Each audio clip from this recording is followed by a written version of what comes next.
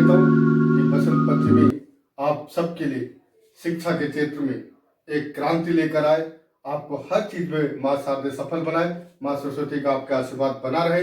आज हम जिस टॉपिक पे बात करेंगे वो है पॉवर्टी।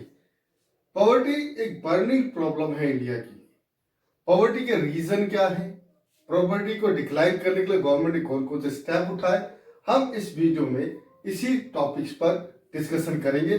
और आपको एक बात और बता दूं कि ये जो टॉपिक है कॉमन टॉपिक है, ये आप 8, 9, 10, 11, 12 ग्रेजुएशन तक में अगर इसको आप ढंग से देखें तो ये पूरा का पूरा एक टॉपिक आपके हर क्लास के लिए या कंपटीशन के लिए भी बहुत कारगर सिद्ध होता है। तो now let us our point, poverty. Poverty is a condition in which a pupil lack financial resources and essential thing to enjoy minimum standard of life। यानी गरीबी का मतलब होता है कि एक व्यक्ति क्या इतनी भी ना हो कि वो अपने सामान्य जरूरतों को भी वो पूरा ना कर पाए। Essential commodity like it means bread, cloth and shelter. यानी मनोज कुमार की सुपर हिट फिल्म रोटी, कपड़ा और मकान। अगर रोटी, कपड़ा और मकान भी हम सही से अपना जीवन यापन नहीं कर पा रहे तो हम गरीब हैं, हम लोग गरीबी रेखा के नीचे के लोग हैं। There are two type of poverty. आप जानते हैं भारत दो हिस्सों में बटा है, एक ग्रामीण परिवेश और एक शहरी परिवेश। तो रूरल पॉवर्टी और अर्बन पॉवर्टी। अगर हम करंट की बात करें तो आज भी रूरल पॉवर्टी में 18.28% लोग पॉवर्टी के अंदर हैं। अगर अर्बन क्षेत्र में बात करें तो 5.27%। ऐसा इसलिए कि आप जानते हैं कि जो डिफरेंस है 18 और 5 का 13% का, ये जो डिफरेंस है लैक ऑफ रिसोर्सेज के कारण है। जैसे कि आप जानते हैं कि एग्रीकल्चर जो है एक सीजनल ऑक्यूपेशन है, 6 महीने है, 6 महीने नहीं है, और वहां पे कोई डेवलपमेंट ऐसा खास है नहीं कि वहां बड़े बड़े इंडस्ट्री सेटअप हो। तो रूरल एरिया में प्रॉपर्टी का ये कर, और urban area like Noida, Gurgaon जो शहरी क्षेत्रों में आते हैं, जो बड़े बड़े इंडस्ट्रीज लगे पड़े, तो यहाँ पे जॉब अपॉर्चुनिटी ज्यादा है। इसलिए थोड़ी सी अगर हम बात करें तो एम्प्लॉयमेंट सेक्टर खुला हुआ है, तो यहाँ पर पॉवर्टी कम है। Now let us part next is poverty line. What is poverty line? It means the essential minimum of income need to secure necessities of life.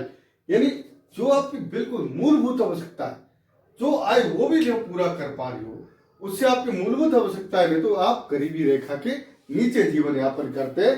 जैसा कि आपको मालूम 1947 से लेकर 2012 तक 270 मिलियन पीपल जो पॉवर्टी लाइन के नीचे अपने जीवन को एक्सपेंड कर रहे थे, बिता रहे थे। अगर हम पॉवर्टी लाइन की बात करें तो रूरल एरिया में 860 रुपीज पर मंथ पर हेड अगर कोई कमा रहा है तो वो गरीबी रेखा से नीचे है, और अर्बन में 1000। ये डिफरेंस इसलिए है कि ग्रामीण क्षेत्रों में जो हमारी लिविंग ऑफ स्टैंडर्ड है वो मॉडर्नाइज नहीं होता। वहां पर मिनिमम चीजें हम अपने फसल में उगा लेते हैं, जैसे आलू, प्याज, टमाटर अपने घर में उगा लेते हैं। लेकिन यहाँ तो हर चीज हमें खरीदना है, या बिजली का बिल भी देना है, पानी का बिल भी देना, तो यहाँ पर एक्सपेंस ज्यादा लेते हैं अपितु आपके रूरल एरिया के अंदर। ये डिफरेंस का यहाँ कारण है कि यहाँ 816 है और यहाँ 1000 पर हेड है। यानी आप समझ गए होंगे कि जो डिफरेंस है ये शहर और ग्रामीण क्षेत्रों में क्या है, ये मैं आपको बता चुका हूं। हेलो दोस्तों, मैं आपका बिट्टू सर आपके साथ फिर आपके बीच में। पहले तो मैं आप सभी को माँ शारदे, माँ सरस्वती के प्रकट उत्सव के आपको बधाई। अब हम डिस्कशन करें मिनिमम फूड रिक्वायरमेंट। हर व्यक्ति को एक नियत मात्रा में कैलोरी की आवश्यकता होती है। तो यहाँ पर रूरल एरिया में 2400 कैलोरी चाहिए हर व्यक्ति को प्रतिदिन। अर्बन एरिया में 2100 कैलोरी चाहिए average each person per day. अब देखिए ये जो डिफरेंसेस है ये इनके वर्क के कारण है। जो अर्बन एरिया है यहाँ पर मेंटल वर्क ज्यादा होता है, मेंटली वर्क ज्यादा होता है, और जो रूरल एरिया है यहाँ पर फिजिकल वर्क ज्यादा होता है। फिजिकल वर्क में ज्यादा कैलोरी की आवश्यकता होती है और मेंटल वर्क में कम कैलोरी की आवश्यकता है। जैसे कि आप जानते हैं किसी मजदूर को आप खाते हुए देखिए तो बड़े प्यार से 5 से 6 रोटी सुखी संपत्ति के साथ खा जाता है। लेकिन हम जैसे जो ऑफिस में काम करते हैं वो 2-3 रोटी खाने के बाद कहता है हमारा पेट भर चुका है, क्योंकि हमारा एक मेंटल वर्क है और उनका एक फिजिकल वर्क है। जिनका पास फिजिकल वर्क है उन्हें ज्यादा कैलोरी की जरूरत पड़ती है। नाउ अब इंडिया में पॉवर्टी जो धीरे धीरे कम हुआ, 93-94 में 43.6% थी, 2009 2010 9 और 10 में 37.2% थी, 11-12 में 22% थी और 2012 अब तक 14.9% है। अब और भी डिक्लाइन हो गई है। तो ये पॉवर्टी का ग्राफ था कैसे धीरे धीरे नीचे आया। अब इंटर स्टेट डिस्पैरिटी, अब आप कहेंगे कि हर स्टेट के पास अलग अलग गरीबी रेखा है, या कोई उन्नत राज्य है, कोई पिछड़ा राज्य है। तो India the most poverty stricken state. यदि हम गरीबी के जाल में जकड़े हुए राज्यों की बात करें तो बिहार, उड़ीसा, छत्तीसगढ़, मध्य प्रदेश, उत्तर प्रदेश जैसे राज्य शामिल हैं। लेकिन अगर हम ये कहें कि किन्होंने सबसे तेजी से पॉवर्टी को रिडक्ट किया तो उसमें केरला, आंध्र प्रदेश, तमिलनाडु, गुजरात, वेस्ट बंगाल, महाराष्ट्र, पंजाब, हरियाणा। आप ये देख रहे हैं कि ऊपर कुछ स्टेट वो हैं जो गरीबी में जकड़े हुए यानी पॉवर्टी स्ट्रिकन स्टेट है, और नीचे जो है कुछ पॉवर्टी रिडक्शन करने वाले, गुजरात, वेस्ट बंगाल, महाराष्ट्र, पंजाब, हरियाणा। आप ये देख रहे हैं दोस्तों, जैसा कि अभी हमने चर्चा करा था किस तरह से बिहार, उड़ीसा, छत्तीसगढ़, मध्य प्रदेश एक स्ट्रिकन पॉवर्टी स्टेट है, दूसरी तरफ Kerala, West Bengal, Punjab, Haryana reduction of poverty state है। तो रीजन क्या रहे कि बिहार, उड़ीसा, छत्तीसगढ़, मध्य प्रदेश जैसे राज्य पिछड़े रह गए, और इन्होंने कौन से स्टेप लिए जो ये पॉवर्टी को रिडक्शन करने में कामयाब है। तो in Punjab and Haryana high growth of agriculture due to the green revolution. आप जैसा कि जानते हैं कि ग्रीन रेवोल्यूशन एक बहुत बड़ा कारण बना पंजाब हरियाणा के लिए कि वहां पर गरीबी कम हो गई और कृषि एग्रीकल्चर डेवलपमेंट बहुत बेहतर तरीके से हो गया। Kerala develops it's human resources by education.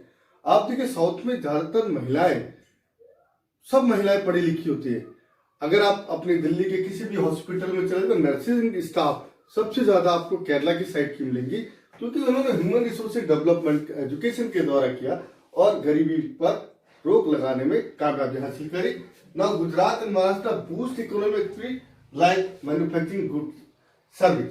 आप जानते हैं कि गुजरात, महाराष्ट्र एक बहुत बड़ा केंद्र है, व्यापारिक केंद्र है, कॉमर्शियल स्टेट है, और गुजरात डायमंड के मामले में जाना जाता है, महाराष्ट्र इंडस्ट्री के नाम से जाना जाता है। तो आप जानते हैं कि वहां पर इकोनॉमिक एक्टिविटी बहुत तेजी से जाती है। जिस समय बंगाल में टाटा नैनो की कंपनी नहीं लगाई देने गई तो गुजरात ने उसे अडॉप्ट कर लिया कि भैया ये चीज मेरे यहाँ लगा दो, मेरे लोगों को रोजगार मिलेगा। तो इस तरह की एक्टिविटी से गुजरात, महाराष्ट्र में गरीबी कम करने में काफी मदद मिली। Andhra Pradesh and Tamil Nadu reduce poverty, public distribution, food gate and subsidy price. अब तमिलनाडु और आंध्र प्रदेश में फूड गेट को पब्लिक डोमेन में डिस्ट्रीब्यूशन रखा गया और उन पर कुछ सब्सिडी दी गई ताकि हर परिवार तक रोटी पहुंच सके। West Bengal reduce poverty, implement land reform system. और वेस्ट बंगाल में क्या हुआ कि उन्होंने भूमि सुधार नियम यानी लैंड रिफॉर्म सिस्टम को अपनाया और अपने एग्रीकल्चर को उन्होंने डेवलप किया। अकॉर्डिंग टू वर्ल्ड बैंक, अगर हम वर्ल्ड बैंक की बात करें तो उनकी नजर में पॉवर्टी रेट क्या था, 1990 में 36% थी, 2015 में 10% थी। देखिए मैं आपको अपनी इकोनॉमी की चाइना के साथ एक बार एनालाइज कर रहा हूं। चाइना में 1981 में 88.3% लोग गरीब थे, 2008 में 14.7% रह गया और 2015 में 0.7%। यानी आज की डेट में देख रहे तो चाइना में कोई भी व्यक्ति गरीबी रेखा के नीचे या गरीब नहीं है। तो ये बताती कि चाइना ने किस तरह से इसमें चाहे वो हमारा दुश्मन ही मुल्क हो, चाहे वो हमारे साथ गद्दारी ही करता हो, लेकिन जो अच्छी चीज वो सीखनी चाहिए। चाइना ने किस तरह से अपनी पॉलिसी अडॉप्ट करके, इकोनॉमिक पॉलिसी अडॉप्ट करके रिडक्शन को ना के बराबर कर दिया तो चाइना इस मामले में बहुत बेटर निकला इंडिया के मुकाबले। वीडियो में डिस्कस किया कि पॉवर्टी क्या है, पॉवर्टी के रीजन क्या है, किस तरह से भारत इस पॉवर्टी लाइन के अंदर फंसा पड़ा है। अगली वीडियो में यानी पार्ट 2 में हम एंटी पॉवर्टी मेजर यानी भारत सरकार ने गरीबी को दूर करने के लिए या पॉवर्टी को रिडक्शन करने के लिए कौन कौन से स्टेप उठाए, नेक्स्ट वीडियो में हम उस पर डिस्कशन करेंगे। तब तक के लिए सभी को नमस्कार। आशा है कि आपको मेरी वीडियो पसंद आती होगी और पसंद आता है तो लाइक, शेयर, कमेंट जरूर करें।